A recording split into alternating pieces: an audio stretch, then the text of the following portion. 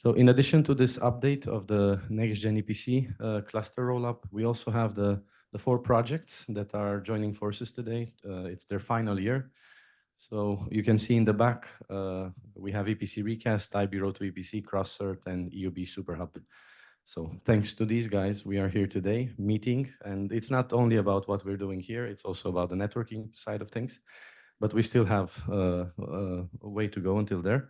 So we still keep within the horizontal side of our event, but we are slowly making the transition to the 4 projects that are co-organizing this event. So we have today with us Hélène Sibileau from BPIE. She will talk about next-gen certification in general and these certificates per se, what's missing. So I think Hélène would guide us. Where are we heading from here onwards, or where we should be heading? Hélène, please, the floor is yours.